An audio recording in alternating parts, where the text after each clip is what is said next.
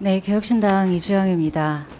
후보님 얼굴 뵈니까 코로나 3년 동안 행정에서 얼마나 어려우셨을지, 또 저는 그 시기에 현장에 있었기 때문에 그때 아무도 가보지 않은 길 아니었습니까? 그리고 누구도 해본 적 없는 선택들을 계속 내리셨어야 될 것 같아서 그 무거운 경험 자체로도 저는 보건복지부 장관을 하시기에 참 우리가 기대하는 소양을 충분히 갖추셨을 것이라고 기대한다, 이렇게 말씀을 드리고 싶습니다. 정말 수고 많으셨고요. 감사합니다. 다만 저도 그 후보님의 진정성을 충분히 신뢰하고 또 선서를 하셨기 때문에 말씀하시는 모든 부분을 기본적으로는 다 믿고 있습니다만, 저희 의원실에서 자료 요구를 한 자료도 아직 제출되지 않은 부분이 있습니다. 오전에 배우자분께서 연락이 아직 닿지 않는다고 하셔서 아마 미비한 것 같은데, 청문회가 끝나기 전까지 그 자료 제출은 완료가 되면 저희가 충분히 검토를 하고 문제 없는 부분에 대해서는 추가적으로는 언급하지 않도록 하겠습니다. 이제 임명이 이제 혹시 되시면 이제 이재명 정부의 첫 보건복지부 장관이 되실 겁니다. 그러면 이재명 정부가 지향하는 보건의료 그리고 복지란 무엇이다, 이렇게 생각하십니까? 기본적으로 국민들이 기본적인 그런 삶을 유지할 수 있는 그런 기본 사회를 지향하는 것이라고 생각을 하고요. 복지부는 국민들의 복지, 특히 이제 사회 안전망을 강화하는 거와 또 건강에서 그런 차별 없이 격차 없이 건강에서의 기본적인 삶을 유지하는 것, 두 가지가 저희 조직의 미션이라고 생각을 합니다. 물론 현안들은 많이 있어서 의료 정상화라거나 아니면 돌봄에 대한 준비라거나 아니면은 그 기초 생계 수급자들의 확대하는 거, 이런 것들이 좀 시급한 현안이라고 생각하고 있습니다. 그 기본 사회라는 이야기가 많이 나옵니다. 그런데 그 실행 방안이나 혹은 국가가 이제 국민의 삶에 개입하는 부분에 있어서 여러 다른 견해들이 있을 수 있다고 생각합니다.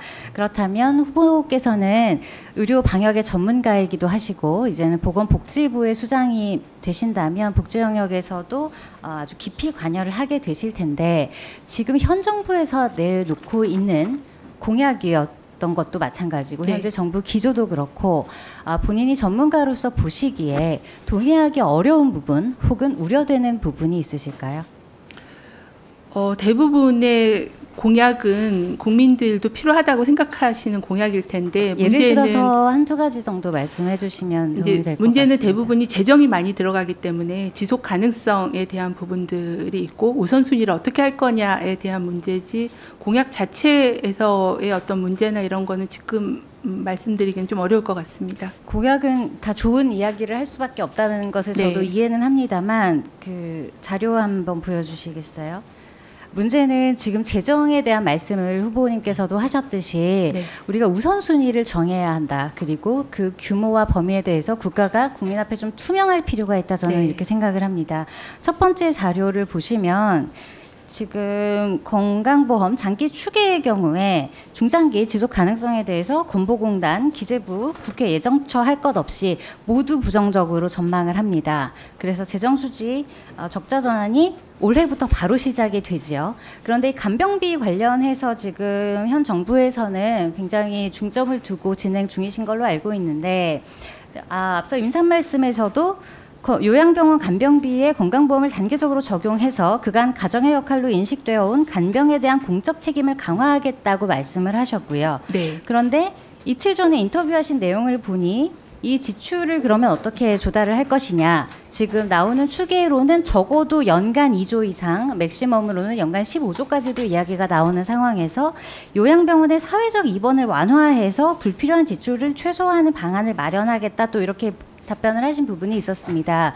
그렇다면 이것은 앞의 말과 뒤의 말이 공적 책임을 강화하기 위해 재정을 줄이려면 결국은 요양병원에 들어가는 지출 전체에 요양병원 접근성을 낮추는 방법밖에는 없다는 식으로 해석이 될 수도 있고, 그렇다면 그것은 결국은 가정이나 지역사회에 부담이 될 텐데, 그렇다면 과연 이것이 간병비를 국가가 지금처럼 지원하겠다는 취지가 올바른 방향으로 일관성이 갈 수 있겠는가 하는 의문이 듭니다. 어떻게 생각하십니까?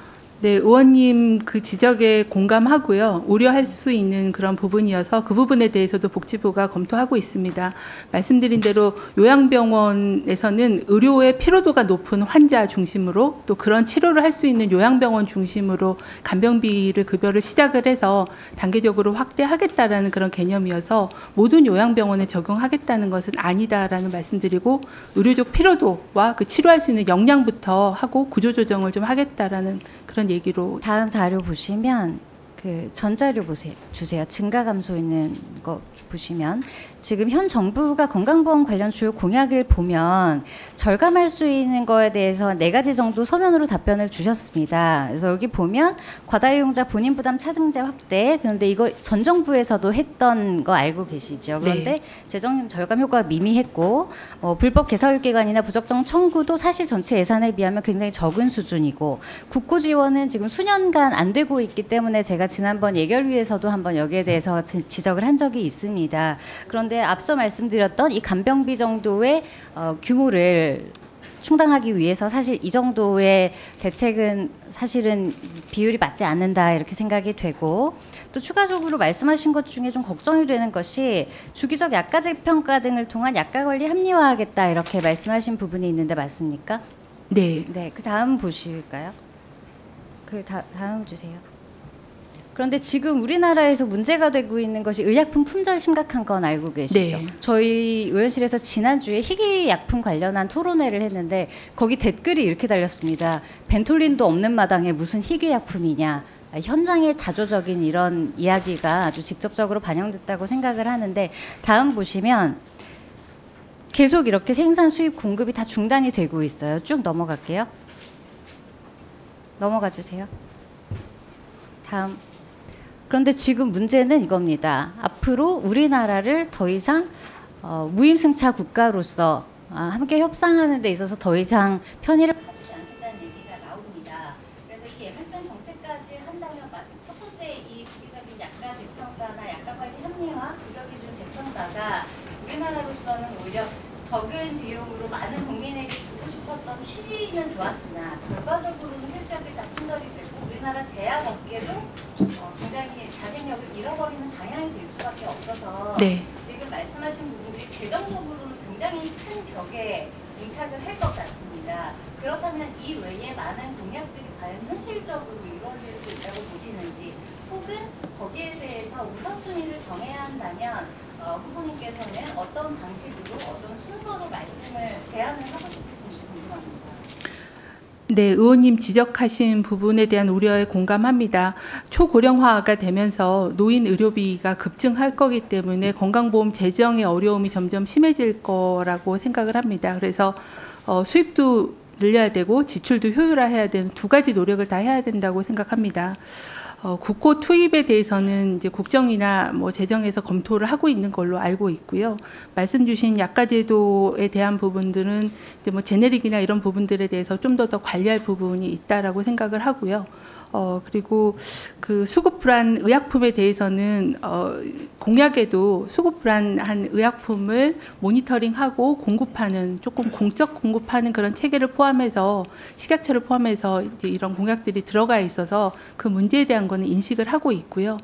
현 시점에서 해결할 수 있는 방법에 대해서는 좀 더 찾아보도록 하겠습니다. 제가 그 대안까지 오늘 말씀드리기는 좀 어려울 것 같습니다.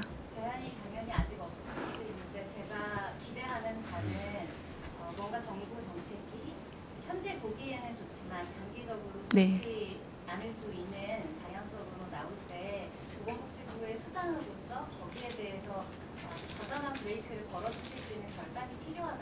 네. 말씀드리고 싶었습니다. 네.